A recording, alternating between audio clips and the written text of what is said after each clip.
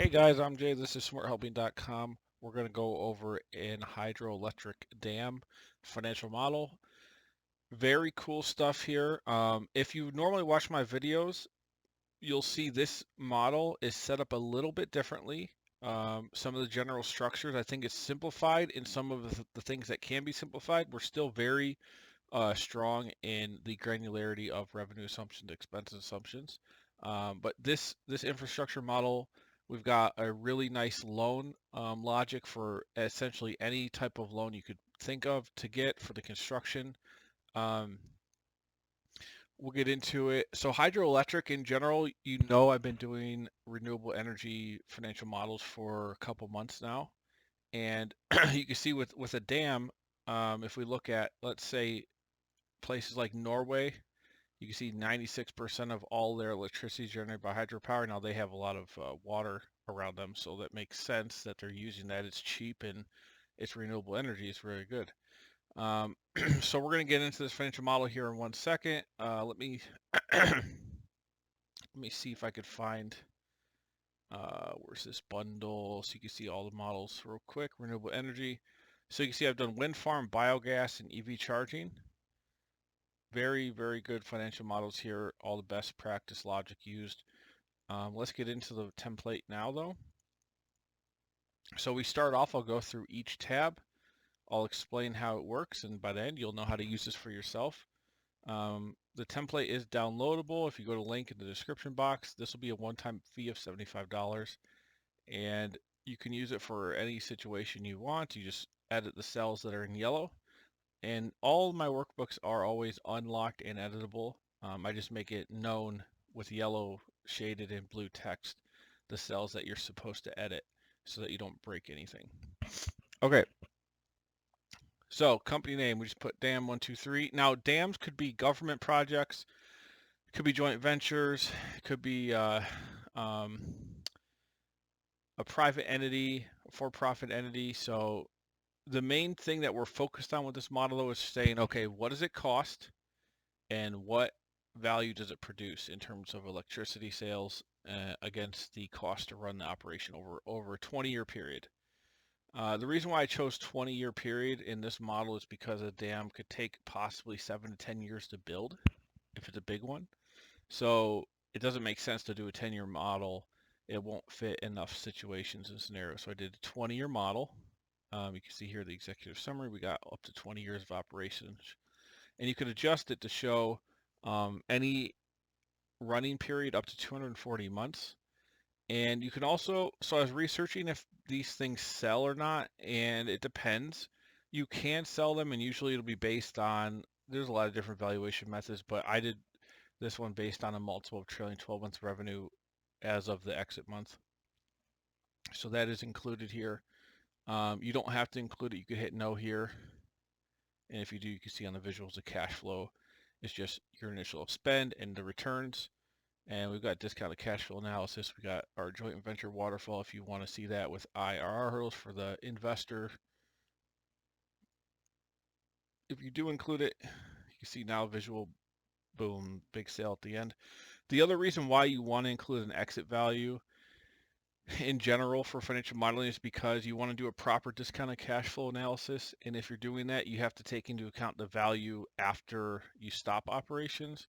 And typically you could run a dam for, you might have capital expenditures throughout to do repairs, but it can be operational for 50 years, 70 years, 100 years. So it's very likely whenever this forecasted period is ended, there's still going to be value there that you need to capture in order to figure out the true feasibility of it based on a given discount rate. Okay, so you plug in these high-level assumptions. You could also do a corporate tax rate. Again, if it's a government entity, this might not be relevant. You could put 0%. Let's move on to the construction tab.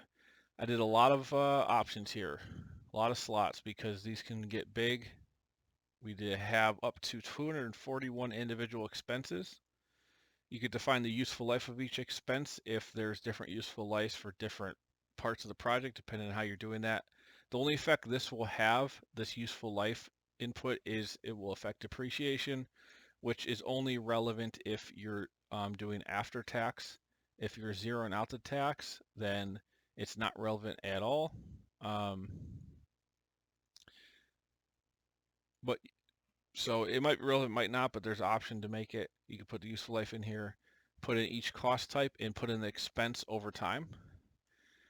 So the reason why you can put these costs in over time is because usually with the construction loan, typically these projects, if you're borrowing money to start it, you're going to borrow as you need it, and then you'll pay interest on the borrowed amount. So you need to know how much is being used over time, and therefore we need to schedule. Now I went up to 120 months, which gives you a maximum of a 10-year construction period if needed. Now during that period, all of these costs here, we can figure out how much we're going to borrow. So if you go over to the construction, loan one is the construction long-term amortization. You can enter right here, percentage of construction cost finance, that 70% applies to this total cost per month. And that much is financed. Financing proceeds will help offset the initial capital, but you'll obviously have some interest. Now this loan amortization is very cool. We can define the total loan term, which is going to be the loan after the interest only period. You can define the amortization interest rate on that loan. Here you can define if you want interest only loan or not. So if I put this off, if I do not have an interest only loan and it's just a regular loan, you have to put all your construction costs in one period, or else it won't make sense. Which obviously, if there's no interest only period, you would be just borrowing up front then. Otherwise, it's borrowing as you're using the construction loan. So in most cases, you'll have an interest only period, put that on, and then you can define how long that interest only period is for. Now what you're going to want to do is make sure this interest only period lasts as long as your construction costs are going for. Because after that period, right now we just have them ending in 12 months, so month 13 would be the first month of the loan, the amortization payback, which you can see here it is. So here now we did, in this case, 12 months of interest only. And we are accruing it here. In that case, we're actually not making any payments. It's accruing to the balance in compounding. You could make this off so you don't have to accrue. You could just start paying interest payments. So in this case, if it's 12 months, you can see there's 12 interest periods here. And then this month 14 is actually the month after the 12 interest payments. So you're going to start paying back the loan now. We're drawing. Here's all the increasing the value of the loan that and the interest is being charged on this. It's increasing the balance over time.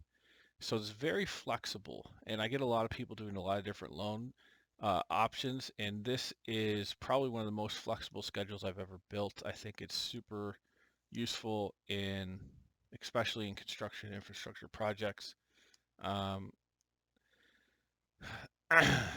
We could also, let's say the construction was longer, maybe it's 24 months. So we need a 24-month interest only period. We're paying interest. And then now we essentially refi, and then you could put the interest only rate here, which will adjust. And if you wanted to adjust it manually, you could adjust the rate each month. But then the long-term loan rate here, you can see this actually at 7% on 15-year term. Your payments are actually less than the interest only amount, and that's a function of what the interest rates are and an amortization versus a interest only loan. And what really is happening here is you take out a loan, you pay interest on it, and then once the dam is completed and you're stabilized, you can essentially refi or convert that loan into a less expensive loan where you're paying back principal and interest over time. And you could choose any term for that. And the loan term, once it's up, if the forecast period ends before this, you'll just have to pay the whole thing back. So let's say this loan term was 30 years. It's going to go till the end of the 20-year cycle or model forecast period, and then pay back the remaining balance. And this is another reason why we're showing the effect of netting that out against the exit value if you're going to choose to have an exit value. So those things need to balance out. You can't just include one of them and not the other. Alrighty, so that kind of covers the construction and financing. You can see all of this stuff on the monthly detail. Down at the bottom, it will have your loans here, your principal and interest. I also have two other potential loans you could take, which are just regular P&I loans. You could take them out maybe for operations or something else besides just construction if needed. So those you can configure right on these tabs, the amount, when the draw month is. Like I can put month 5 here, and now you can see loan 3. It's not starting until now. You've got repayments in month 6.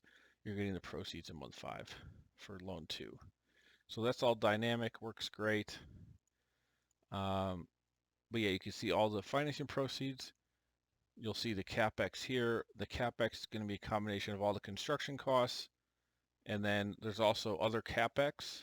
So this is construction. I've also put on other initial costs.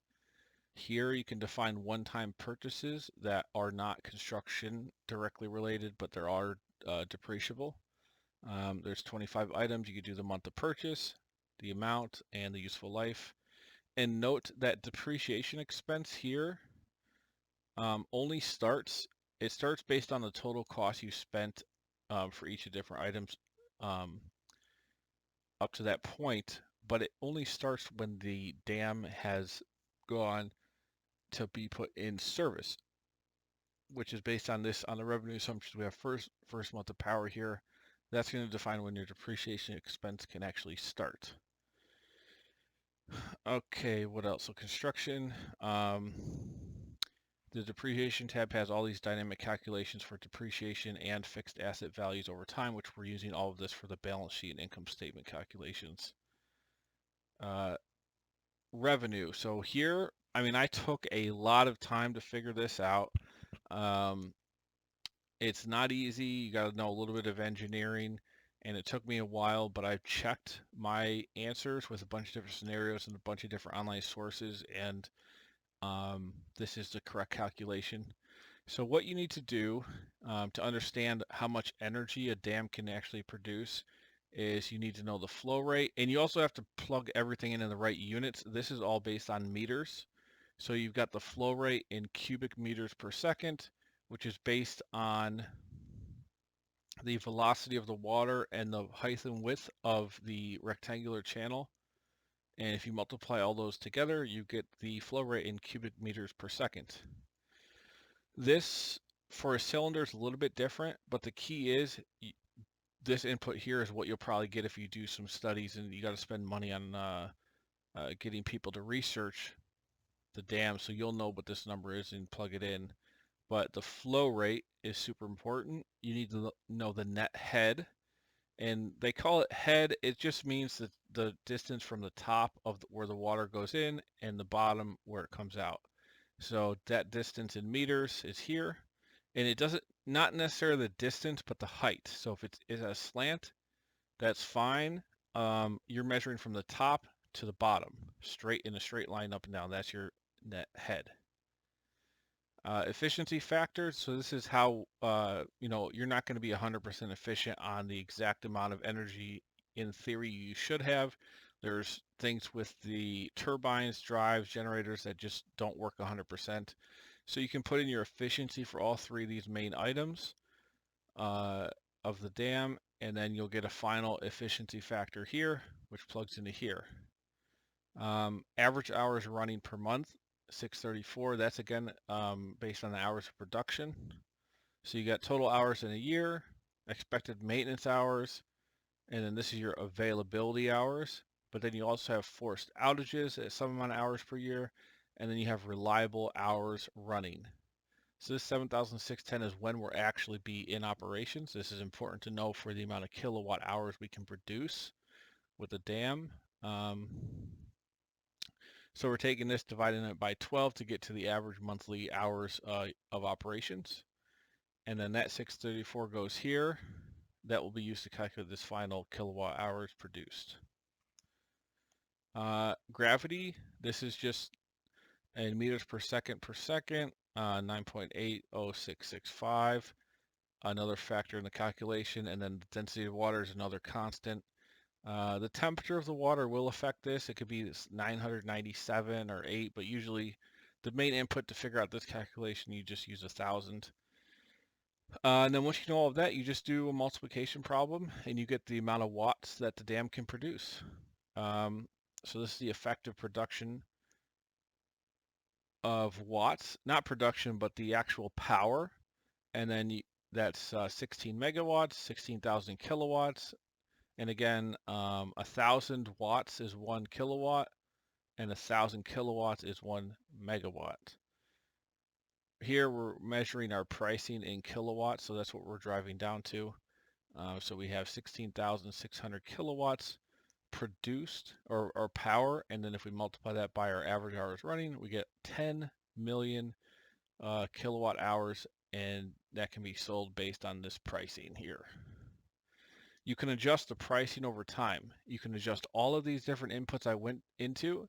Like you could adjust the flow rate if you want to see if the water starts to slow down over time or there's less of it.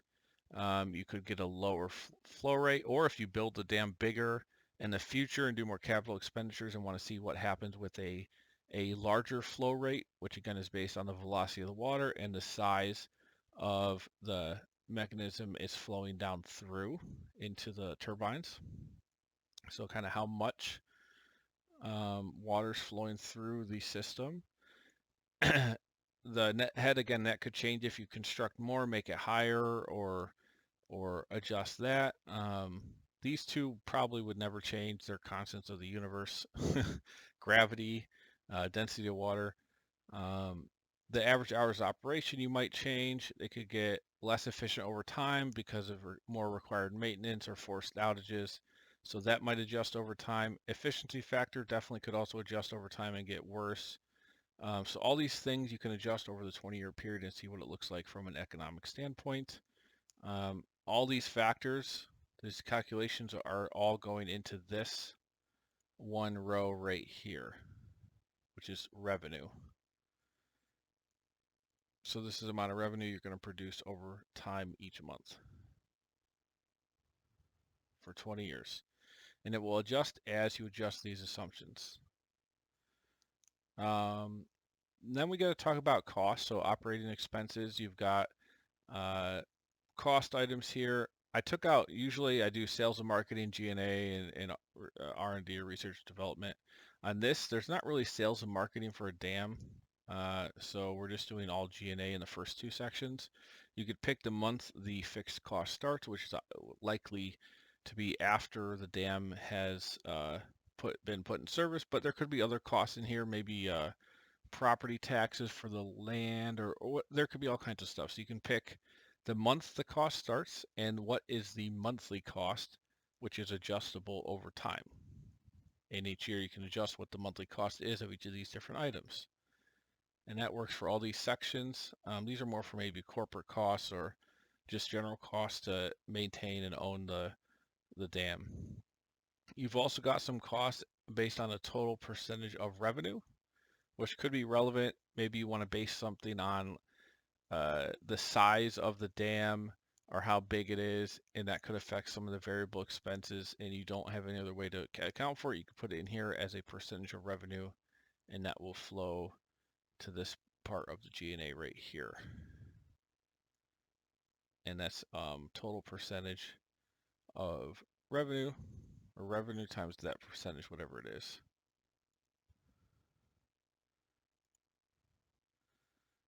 All right. Then we have these variable costs. So very important. As you're producing electricity, there's likely going to be some costs that the dam operator is going to have to pay for transferring or distributing the energy out into the grid. And usually that's priced in a kilowatt, or in this case, we priced it in megawatts transmitted. So we know how much megawatts we're transmitting here. So we can just do a simple calculation against this cost times that per month, and that's what the cost is. And that would be variable based on how much energy you're producing. And there's 3 different costs you can define here for this part. Those variable costs are going to sit right here, right below revenue as a direct cost, and then we get to gross profit after that. Staffing, we just have 30 types of staffing. You could do the month number, the count, the cost per month, and so that's staffing. We talked about the loans, other initial costs. These are just one-time costs that are non-depreciable, but like you might have closing costs in here for the loan or things like that, which are not subject to financing, but you need to account for them as expenses. Capex we went over. And then once you've plugged in all these different things, you have the income statement. Revenue. And there's other income and credits which you can do on the monthly detail, like renewable energy certificates, selling those, government subsidies, ancillary services. So 3 other income streams that you might want to manually input. So that's revenue. You've got your direct costs, then you got gross profit, operating expenses, EBITDA, interest, and then this is another part I've simplified. So depreciation is now 1 row based on this entire depreciation matrix calculation schedule here. And then we've just got the sale of the business potentially at the end. Now here, what I've done, and this is different than normal, is on the sale of assets, I'm just doing the net book value set as a loss. So what that means is any amount you sell it for, let's say, if we go to our construction costs here, let's say these had a 50-year life, for example. So you still got some book value left at the end. They're not fully depreciated. Well, let's say that 13.9 million is what the value of all those assets are based on the initial cost less the depreciation that's been expensed out up here. So that is essentially saying what the value is, and that we're taking as a basis against the sales proceeds. So it's almost like, let's say you buy a car for $5,000 and then sell it for the base cost of after depreciation. Let's say you sell it for, so you buy it for 5,000, like you sell it for 2,000. That $3,000 is essentially a loss. So you sell it for 2. In this case, we're saying that $2,000 that you sold it for is your basis against the total sales proceeds here. It's always going to be negative, so it'll always be the total cost, the difference of the total cost less what's been depreciated, and it will only affect taxes. That's it. It does in net income, but that does not affect taxes. Would be the only cash flow effect you have here, and I think this is the most conservative way to do it. Because most of these sales proceeds are going to be applied to selling the asset of the dam itself anyway. So you're basically saying this is your depreciation recapture expense, the difference of these two. So you're giving the dam away for free. You're taking a loss on whatever cost basis is remaining, but you're getting proceeds which have to be netted against that to figure out what your actual net tax effect is. I went over this a lot, and I was thinking about the easiest way to do this so it matches on the balance sheet, and this is the easiest way. Now, this is not relevant if you're not doing taxes. So if you put 0% on your taxes here, none of that matters whatsoever. It does not affect cash flow in that case, because the only effect this has is on taxes, not on the actual cash flow. So income statement, monthly and annual, balance sheet, you got your cash, which the model solves for a minimum 0 cash position, and it's giving you the minimum equity required after all the funding and everything else that you still need to keep the project alive during the construction phase. Value of all the non-current assets. So as you're spending money on construction, this amount is going up and up until you've finally got everything built. You've got accumulated depreciation starting on the in-service month, which is dynamic. Like if I put this at In service month at say 16. Now you can see we're not starting until 16 here, and on the balance sheet, accumulated depreciation is now not starting until month 16. Total assets, liabilities, so this is all the different loans you have and against what's been paid back. Equity is that minimum amount of cash required to keep the project going. And retained earnings based on the net income. And assets always equal liabilities plus owner's equity, so you're all balanced out here and even on the exit. Balance sheet annual, same deal, but on an annual basis. Cash flow, this is kind of like your sources and uses. You're seeing where all the different things are coming from. So you got capital expenditures, that's being funded partially with debt, also with sale of company stock, or essentially this is equity invested. In this case, it doesn't have to be stock.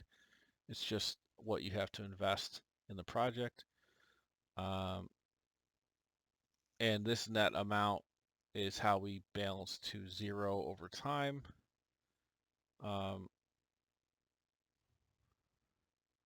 Now it won't show, yeah, there you go. So if you sum up the first 15 months, we're at zero cash position, and you can see that's right here, and that's what the model is solving for. And it just means your sources and uses match. Executive summary, we're showing high-level views of everything as well as Capex all in one spot and final cash flow.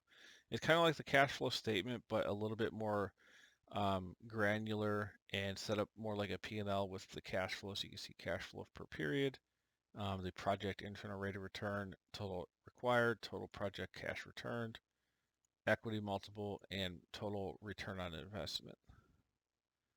Discounted cash flow analysis we went over, but you plug in a discount rate here and see the net present value. A good check on this, you can take the IRR and paste into the discount rate, and it should be NPV of 0, which it is, so that means the calculation and math are working. Joint venture, so this is if you have a joint venture between two parties, and one party's going to invest the majority of the money most likely, and the other one's going to do most of the operation. So you have potentially an investment by each, or it could be 100% LP here, and then in that case you'd put the first hurdle at 100%. But all this schedule is doing is showing you up to the LP or investor receiving a 10% internal rate of return. Cash is split in this fashion, and then as the LP has gotten more returns and more and higher IRR, the cash is slowly split more towards the GP, and this kind of incentivizes the operator to get better returns for the LP, because then the operator can get more share of the profits. It's used mostly in real estate, but also I think you see this a lot in oil and gas. You can also have it in other deals, private equity in general, but it's a good structure to have. This is kind of the basic one where you have IRR hurdles and an initial contribution. A lot of ways it could be modified. You might have GP fees in here or whatever else. As you know, I am available for custom work at $195 an hour, which we can get into more after the video, but I do all kinds of customizations to these models for the past almost 10 years now I've been doing it. So this is the waterfall visuals. We got revenue, gross profit, EBITDA per year, cash flow, gross profit percentage, EBITDA percentage, monthly megawatt hours of production, monthly cumulative cash flow. Here's your break even on equity. You see when you go above 0 there, that is what identifies that. Total assets versus liabilities, total assets versus liabilities annual view.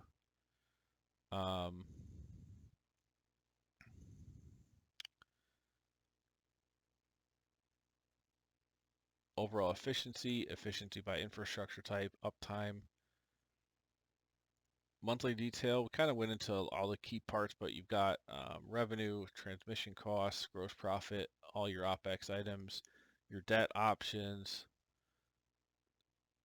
Capex, startup costs, and then final cash flow. This is a really important row right here. This drives your equity requirements. Annual detail, same thing as monthly, but on an annual basis. So these numbers are per year. Now, one thing on this visual, what happened on here,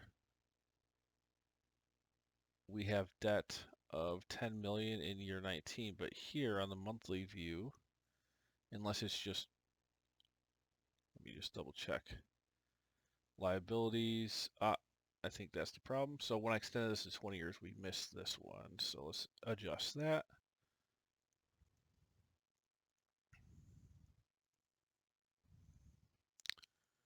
Sometimes Excel likes to be difficult.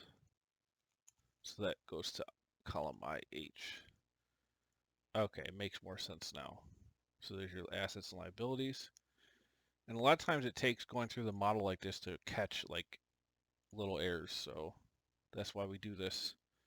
And if you found any errors, I would fix it at no charge, obviously. Any logical errors. And then if you want customizations or different logic, that's what I have to charge for. But errors or anything like that, like you just saw me fix, I would fix if you found something like that at no charge. All right, that's the whole model.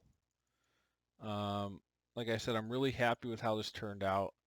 Looking forward to the next financial model. If you want to purchase it, links in the description box below. Also, it will be part of the Renewable Energy Business Bundle. I might raise the price of the bundle maybe a little bit because now we've got 4 models in here.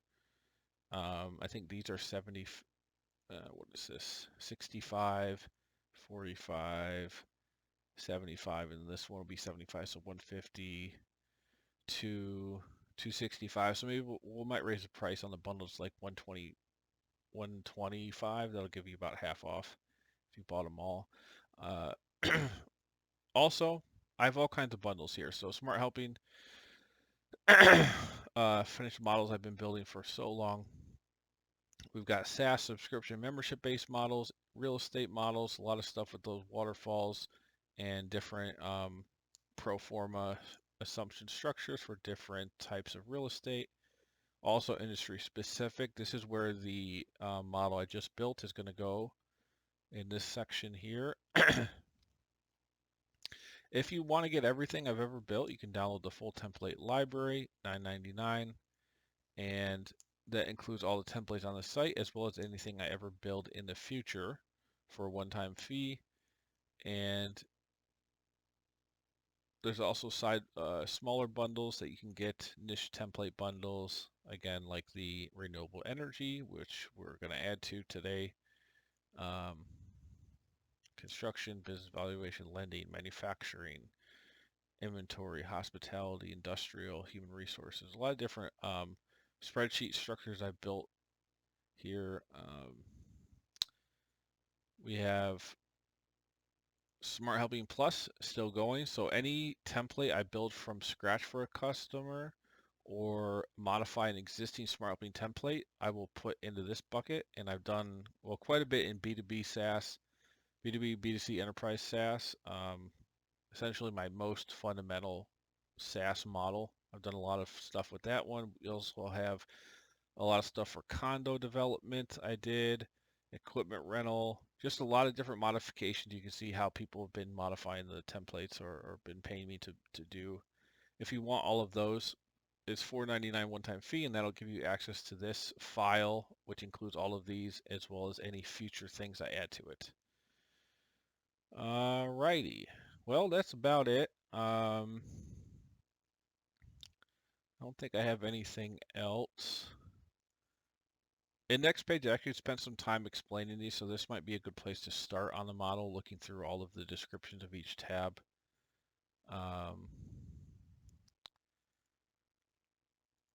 And I guess that's it. I hope to do more content. We've been doing a new model about every 2 weeks, so which is a good pace, but that's about all I've been doing as far as content. So we'll try to keep it going. Alrighty, like and subscribe, and I'll see you guys on the next one.